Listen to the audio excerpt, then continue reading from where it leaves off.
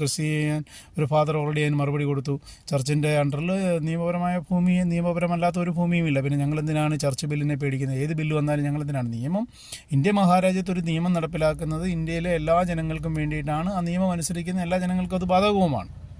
അതുതന്നെയാണ് അതിൻ്റെ ഒരു. അല്ലാതെ ഒരു നിയമം വരുമ്പോൾ ആ നിയമം എനിക്ക് ബാധകമല്ലെങ്കിൽ അതിൻ്റെ അർത്ഥം ഞാൻ നിയമത്തിനനുസരിച്ച് ജീവിക്കാത്ത ഒരാളാണ്. നിയമത്തിനനുസരിച്ച് ജീവിക്കാത്ത ഒരാളെന്ന് പറഞ്ഞു കഴിഞ്ഞാൽ അയാളൊരു ക്രിമിനലാണ്. അപ്പോൾ ക്രിമിനൽ ഒഫൻസ് ഉള്ളപ്പോൾ ഓട്ടോമാറ്റിക്കലി ഗവൺമെൻറ് അതിന് ഇടപെടേണ്ടി വരും.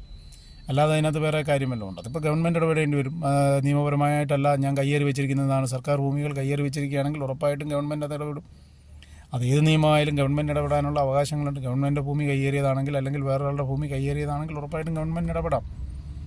അങ്ങനെ കയ്യേറിയിട്ടില്ലെങ്കിൽ പിന്നെ നമ്മളെന്തിനാണ് പേടിക്കുന്നത്? ഏത് ബില്ല് വന്നാലും എന്താണ്? ഇപ്പോൾ വകുപ്പ് ബില്ല് വന്നു, എന്താണ് പ്രശ്നം? എന്താണ് വകുപ്പ് ബില്ലിന് എന്തിനാണ് ഇത്രയും ഭൂമി? ഒരു ബോർഡിന് എന്തിനാണ് ഇത്രയും ഭൂമി? എന്തിനാണ്? ഇവിടുത്തെ ജനങ്ങളെല്ലാം പറയുന്നു, എല്ലാവരും പറയുന്നു, ഇവിടുത്തെ ജനങ്ങളെല്ലാം ഒരേപോലെയാണ്, സമത്വ സുന്ദരം. എന്ത് സമത്വമാണ് ഇന്ത്യ മഹാരാജ്യത്ത് നടപ്പിലാക്കപ്പെടുന്നത്?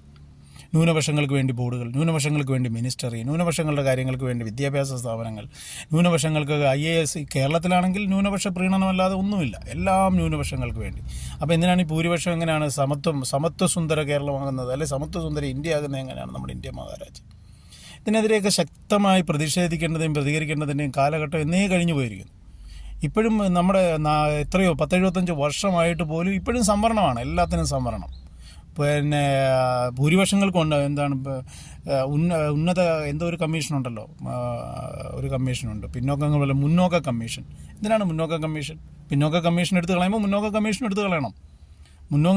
ഇന്ത്യ മഹാരാജ്യത്തെ ജനങ്ങളെ ഒന്നായി കാണാൻ ഇന്ത്യക്ക് എന്നൊരു ഗവൺമെൻറ് കഴിയുന്നു, അന്ന് മാത്രമേ ഇന്ത്യ രക്ഷപ്പെടുകയുള്ളൂ. ഇപ്പോഴും ഇന്ത്യ മഹാരാജ്യത്തെ ജനങ്ങൾ ഒന്നല്ല. ഇന്ത്യ രാജ്യത്ത് മുന്നോക്കമുണ്ട്, പിന്നോക്കമുണ്ട്, ന്യൂനപക്ഷമുണ്ട്, എല്ലാം ഉണ്ട്. ഷെഡ്യൂൾഡ് കാസ്റ്റ് ഉണ്ട്, ഷെഡ്യൂൾഡ് ട്രൈബ് ഉണ്ട്, OBC ഉണ്ട്, അപ്പർ കാസ്റ്റ്. എന്താണ് ജനങ്ങളുടെ ഇടയിൽ എന്തിനാണ് ഈ വേർതിരിവ്? ഇന്ത്യ മഹാരാജ്യത്തെ ഭരണഘടന, സത്യം പറഞ്ഞാൽ ഈ ഭരണഘടന ഇന്ത്യ മഹാരാജ്യത്തെ ജനങ്ങൾക്ക് വേണ്ടിയുള്ളതല്ല. ഇന്ത്യ മഹാരാജ്യത്തെ ജനങ്ങളെ വിഘടിപ്പിച്ച് നിർത്താൻ വേണ്ടിയുള്ള ഒരു ഭരണഘടന. വിഘടിപ്പിച്ച് എങ്ങനെ അവരെ ഷെഡ്യൂൾഡ് കാസ്റ്റായിട്ടും OBC ആയിട്ടും ഉന്നത കുലനായിട്ടും ന്യൂനപക്ഷങ്ങളായിട്ടും ജാതിയുടെയും മതത്തിൻ്റെയും പേരിൽ എങ്ങനെ വിഘടിപ്പിച്ച് നിർത്താം എന്നൊരു പറയാം. അതിനകത്തുള്ള കാര്യങ്ങളെല്ലാം എടുത്ത് ദൂരെ കളയണം. അതിനാണ് നമ്മുടെ യൂണിഫോം സിവിൽ കോഡ് വരുന്നുണ്ട്. ഇപ്പം അതിനൊക്കെ കാലഘട്ടം തുടക്കം കുറിച്ചത് BJPയുടെ ഭരണകാലഘട്ടത്തിൽ മാത്രമാണ്. അതിന് ഒരുപാട് നിയമങ്ങൾ പാസ്സാക്കി വരുന്നുണ്ട്. CAA നടപ്പിലാക്കി. ഇപ്പം നമുക്കിത് ബോർഡ് വന്നു. ഇനി സിവിൽ കോഡ് വരുന്നുണ്ട്. വരട്ടെ, യൂണിഫോം സിവിൽ കോഡ് വരട്ടെ. ഇന്ത്യയിലെ ജനങ്ങളെ എല്ലാം ഒന്നായി കാണാൻ കഴിയുന്ന ഒരു യൂണിഫോം സിവിൽ കോഡ്. ഇന്ത്യൻ ജനങ്ങൾക്ക് വേണ്ടിയിട്ടൊരു നിയമം വേണ്ടേ ഇവിടെ? ഇന്ത്യൻ ജനങ്ങൾക്ക് വേണ്ടിയുള്ള നിയമമല്ലല്ലോ നമുക്കിവിടെ രാജ്യത്തുള്ളത്. നമുക്കുള്ളത് ഓരോ ഗ്രൂപ്പുകൾക്ക് വേണ്ടിയുള്ള നിയമമാണ്. ഈ ഗ്രൂപ്പുകൾക്ക് വേണ്ടിയുള്ള നിയമങ്ങൾ എടുത്തു കളയേണ്ട കാലഘട്ടം എന്നേ അവസാനിപ്പിച്ചു കഴിഞ്ഞു. ആക്ച്വലി അത് അതിക്രമിച്ചു. ഇനി ജനങ്ങൾ